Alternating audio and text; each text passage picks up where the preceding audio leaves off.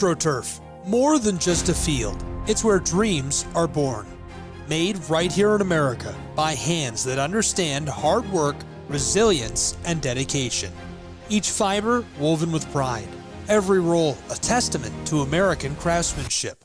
When our athletes step onto AstroTurf, they're stepping onto a surface that symbolizes the American spirit. The joy in victory, the strength in defeat, the love for the game. That's what we're about. AstroTurf, made in America since 1965.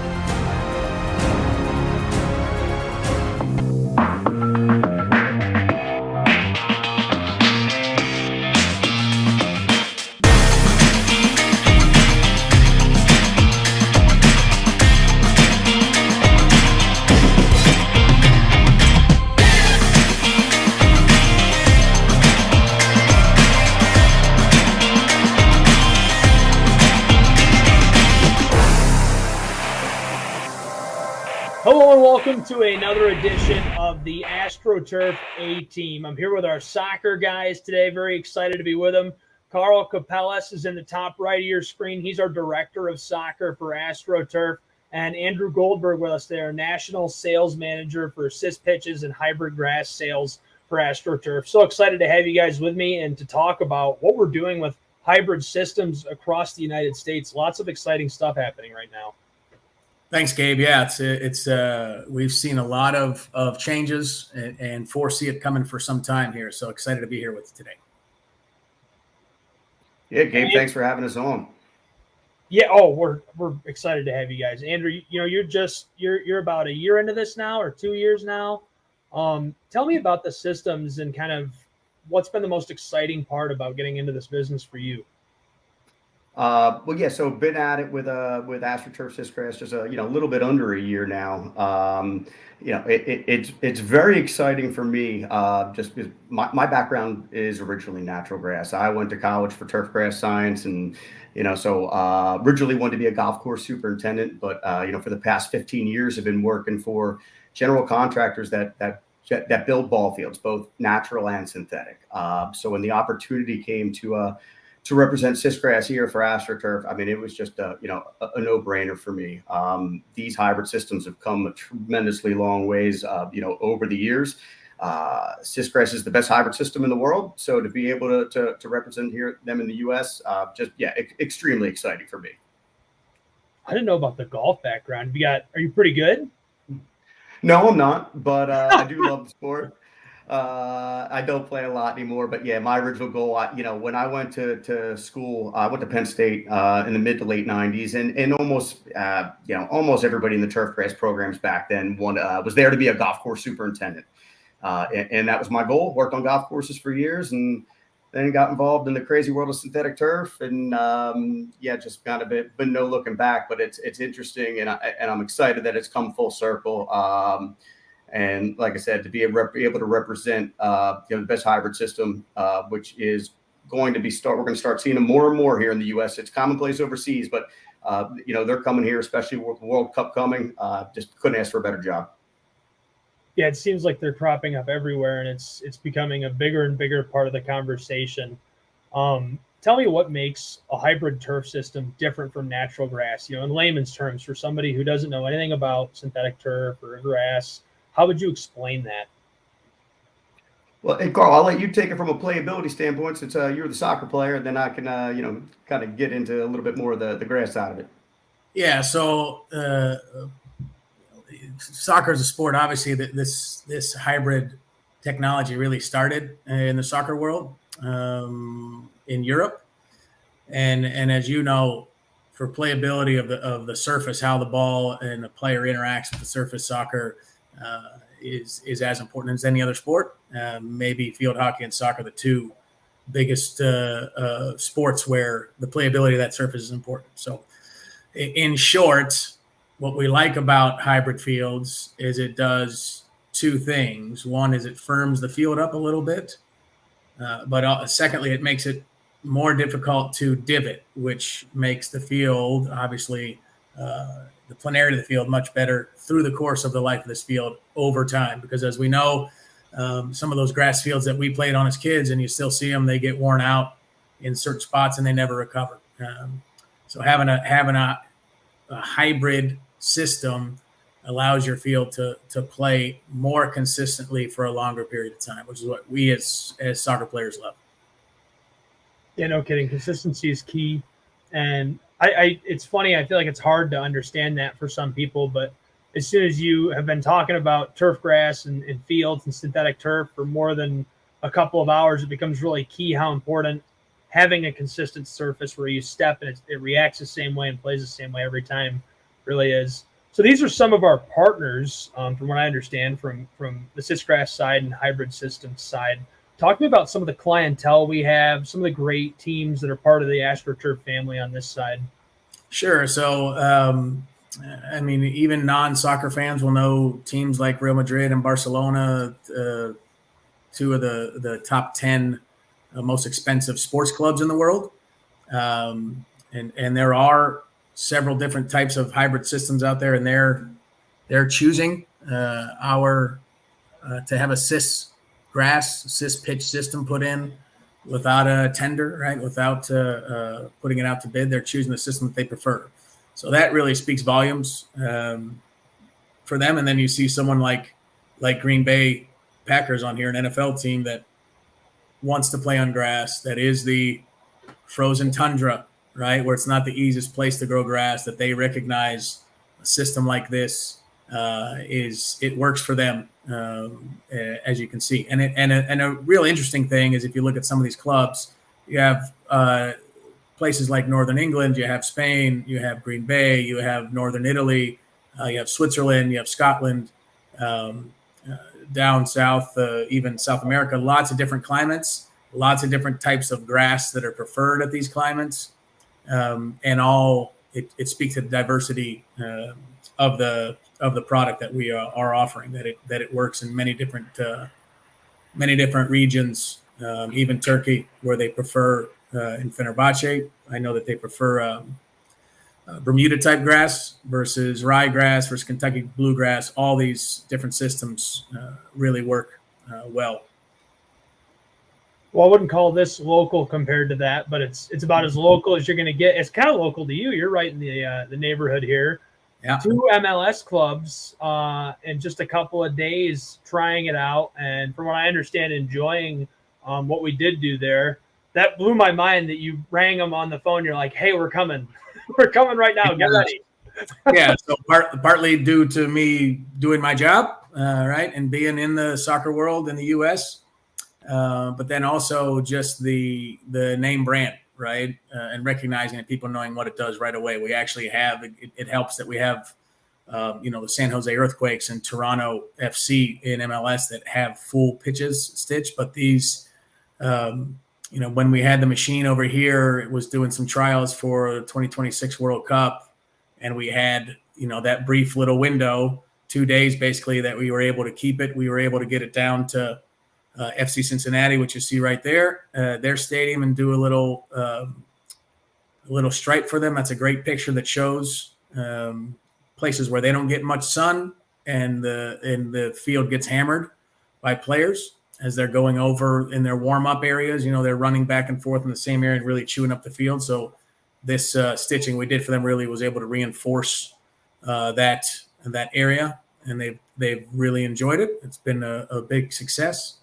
And then also the same thing we did over in Columbus. So we just kind of took advantage of the fields, of the machine being here before it had to go back and get to work over in Europe. But yeah, there is if you're in the world of soccer, it's a small one. If you're in the world of natural grass, it's an even smaller one. And as Andrew said, almost everyone gets into the grass market because they want to work on golf courses, and that the golf course people run the natural turf side of things in the U.S. But the folks that work on professional fields, on grass fields professionally, is even a smaller world. And those guys all know this product, and they all like this product. It's just a matter of what works for them. It's been a good match for both of us. Yeah. Well, speaking of the natural grass world, I mean, this is one of the cornerstones of that world right here. This photo is at Michigan State University, and one of the finer turf grass programs, research programs, and institutions in America, if not the finest. It's right up there, Tennessee, Purdue.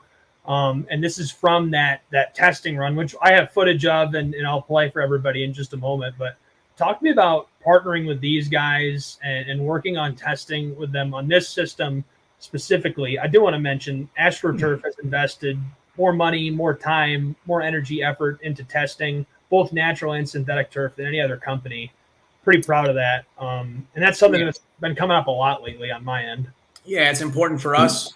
And I'll talk a little bit, and then Andrew can get into the critique, the little minutia of what we're doing there. But yeah, it's important to us. We want our fields to be, again, perform consistently. And we use great grass fields, pristine grass fields, as the benchmark all around. But it's an important thing for us that we want to raise the standard for everyone. Right. And that comes through testing, that comes through partnership, that comes through education, which is what we're doing there. So 2 of the guys you saw earlier in that picture, Dr. John Sorokin and Dr. Trey Rogers, are those 2 guys are 2 of the titans in the natural grass performance world for golf, but also for sports fields in particular. So it's been a joy really to glom information and see what the kind of research they're doing for grass fields, for synthetic turf, but also the interest in hybrid. And as we get closer, this particular product we have, I know for 2026 in the World Cup, one of the challenges is FIFA will require all these fields to be stitched. So what we're looking at is that machine that can do that work right there. So every field in the World Cup, regardless, men's, women's, or youth World Cups, needs to be a hybrid field for FIFA. So the challenge that will exist, that'll be unique in 2026, it'll be the largest venue, the largest country to host it, the most venues, and it'll require some of these fields to be laid down as sod. So there's been some challenges in the past, I know, unique to stitching on sod fields. And Andrew, I think, can talk a little bit more about what they're doing specifically in Michigan State. Yeah. It's obviously hybrid systems, even though there's been a lot of advancements, they're not new. So the past couple World Cups, those fields, most of them have been SISGrass fields. They have been stitched, and that will be the case when it comes here. But as Carl mentioned, we have some unique challenges here in the state. So the reason why all these FIFA trials and kind of had to step up the testing is many of our host cities are domed facilities, existing synthetic turf fields that will need to be converted to natural grass. So we have some challenges. Again, I think the biggest may be, okay, yeah, you have a dome, you can host a World Cup match, but it's still going to have to be grass and it's still going to have to be hybrid. So we need to figure that out. So that is essentially a lot of the testing that is going on is, okay, with these dome facilities, how can we come in? And I hate to use the term disposable because you're going to have the most high-level grass field on the side of one of these facilities, but it is going to have to be a temporary grass field. But again, as Carl mentioned, FIFA knows they have to have the best. So they mandate a hybrid surface. So whether it's indoor, outdoor, existing synthetic turf, or existing natural grass, these fields are going to have to be hybrid. So again, that is the challenge, is making sure they have the absolute most elite playing surface, and especially in these dome facilities. And so so they found the two guys. They know the two guys that are best to take that on here in the U.S. would be Dr. Trey Rogers and Dr. John Sorokin. And we were lucky enough to attend some of these trials at Tennessee and Michigan State. They're doing a great job, and we're really excited to see what system they come up with, what we're going to see on the ground. Yeah, it was super cool. This is I'm just playing back this video again so people can see footage of the machine running and actually tufting down into the grass. First of all, super cool to see that machine run. It's like the size of a small car, a small sedan. And they had great guys they sent over from the Netherlands, right? Or from Holland? Yeah, it's the machine and the technology is cool. You can see the perfect shot there of a synthetic twisted monofilament being injected into the grass field itself. And as a sports guy or as a sports fan, it's kind of fun just to see that, how the technology and how it works. But yeah, it definitely is the machine themselves. The operators are really engineers, and it's not a plug in and go. You need someone that it has some finesse to it as well. So you need to know really how the machine works, be familiar with engineering and how best to use them. But yeah, as a sports fan, just in general, it's super cool to see. So obviously you can really clearly and then see that here. It's really dramatic. It's not as obvious here, but you can see the synthetic fibers are almost a different color, very close. Yeah, and what you're doing here is tough to see once it's actually installed in the grass. Yeah. So and maybe Andrew can talk to us a little bit about what actually happens and how far afield and what type of fiber is injected into those fields, and what it actually does. Yeah, the machines are cool to see. It's cool to watch the fibers being driven into the ground. Once it's in, the fibers are very tough to see in the grass surface, which is what we want. The synthetic fibers sit just a little bit below the natural grass. So we work with the groundskeeper to determine what height they maintain their grass at, and we mow the synthetic fibers to be a little bit shorter than that. But yeah, the reason these systems work so well, most of the action is taking place beneath the surface. We're driving polyethylene fibers 7 inches down into the root zone. So as your grass roots grow and they grow around these synthetic fibers, that essentially what is just stabilizing and reinforcing your field. As Carl mentioned earlier, you don't get as many divots. You have a nice consistent surface, and that's because of everything that's really taking place, in the root zone beneath the grass. Everything you don't see. But then, on top of that, the fibers that are exposed, it does improve rotational traction, which is great. Doesn't matter what type of grass, whether it's a cool season or Bermuda, there's advantages to these systems. But yeah, a lot of the action's taking place beneath the surface. but it works, and it works tremendously well. Again, that's why FIFA's adopted it. It's just super cool to see, to me, as a sports fan and as a bit of a grass and turf nerd, right? Just to see that process underway. And it was really exciting to go up to Michigan State to hear Rogers and Sorokin talk about the system and bring all the data and science to it, discuss how all that is turned into the engineering process was really cool as well. And I'll show you guys too. We've got a time lapse of a field being constructed. And if you could talk about this process as well, I'd appreciate that. Just what it's like to build a grass field and it's hybrid. Yeah, well, so one of the things that, because we keep using the term hybrid, and it is a hybrid field, it does have synthetic fibers in it, but it all starts with building a high level and natural grass field. I mean, so these are natural grass playing fields. Most of them sand based, but not necessarily, but it's a high level playing field, right? So, they say the breakdown is 95% natural grass, 5% synthetic. So again, technically it is a hybrid, but like I said, it all starts with constructing a natural grass field, and then we can come in and do our reinforcements after the fact. The cool thing about the SISGrass machines, though, is this could be done at different times, even throughout the construction. So it could be stitched directly just into your root zone before it has been seeded to grow in, or in a lot of situations, the field could be sodded, and we can come right in behind the sod and stitch literally, right after it's going down. Like I said, there's been a lot of advancements in these over the years. I mean, not just in the way you build natural grass fields, but the machines that are used to maintain them, and now even the machines that we can use to reinforce them. Hybrid technology has been around since the late 80s. Again, originally designed to stabilize sand-based fields, and that worked. But what we've learned over the years is how to properly maintain these fields. And then now we have just so much newer and better equipment to be able to achieve it. So now when you look at, again, SISGrass machines, we can go to various spacings and depths, and they're laser guided. Whereas it used to take some, companies a month to stitch a field, we can do it in a week.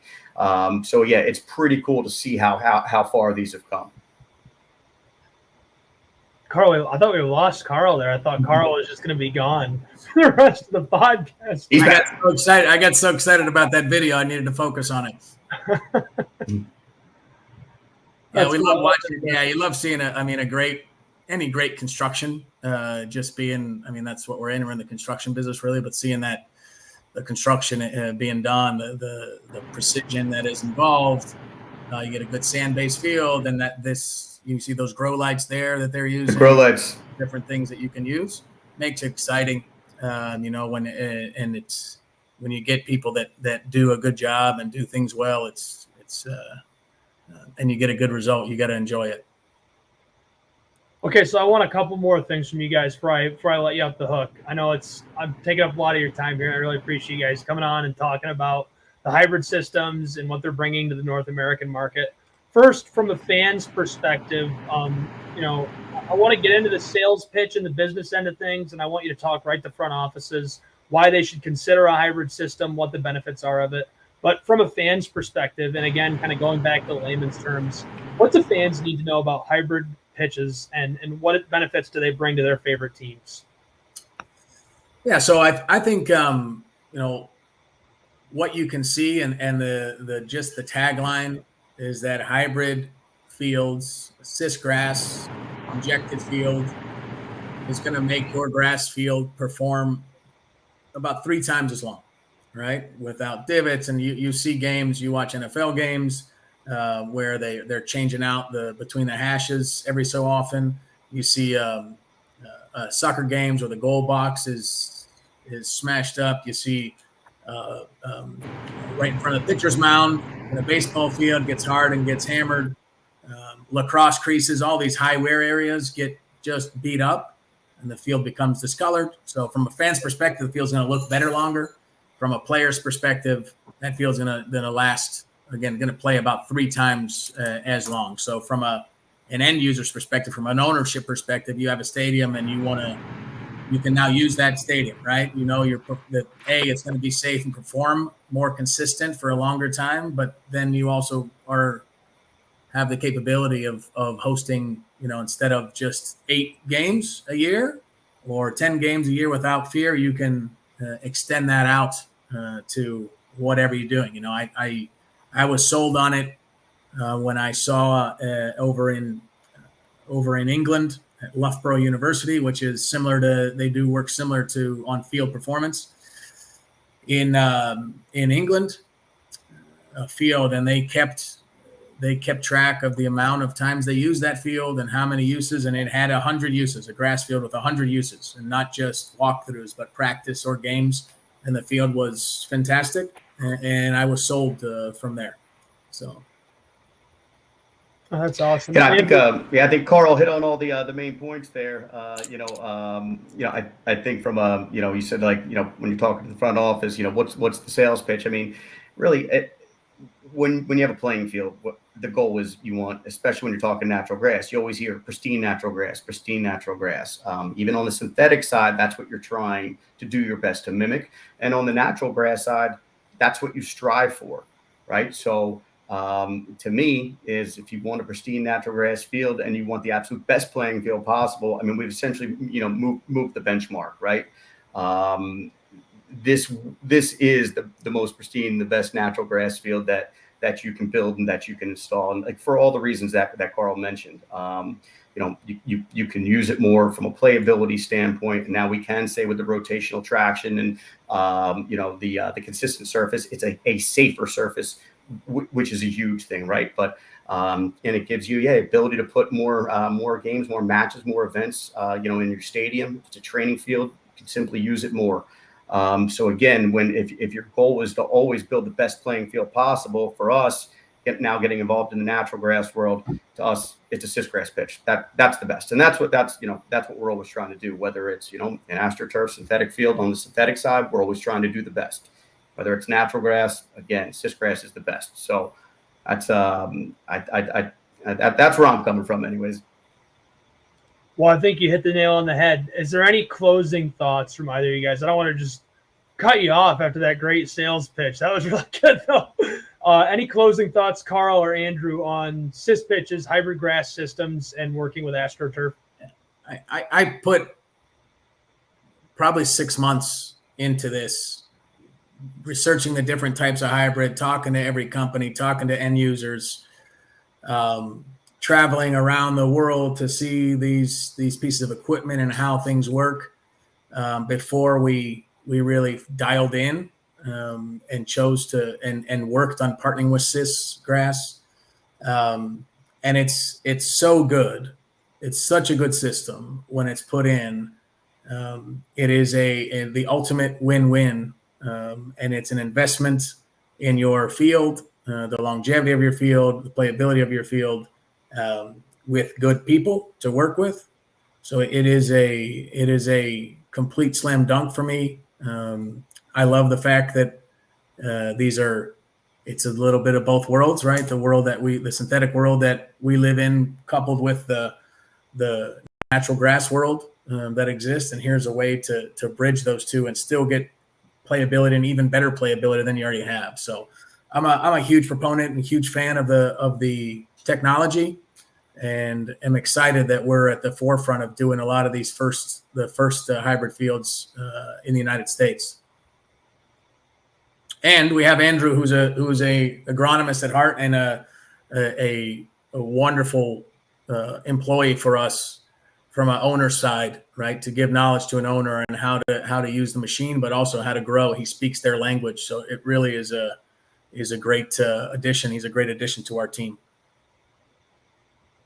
I appreciate that. And the last thing I'll add too is, because I know that we talk about the big name clubs and all the eye candy slides are great, but one thing I'd like to mention is that throughout this video, we do have a fleet of machines. So we now have the capabilities to do things beyond just full size, high level stadium pitches.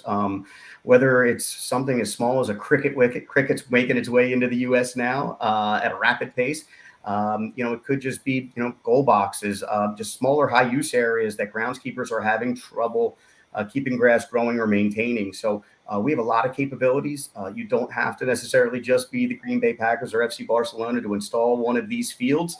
We're out there to support everybody. And now with the fleet of machines that we're going to have from SISGrass, we're going to have those capabilities. So super excited about it. Cool. I'm excited too. I completely love it. Whether you're a high school or you're an NFL franchise, we want to hear from you. If you want a hybrid pitch, give us a call today, 1-800-AstroTurf. No, I'm just kidding.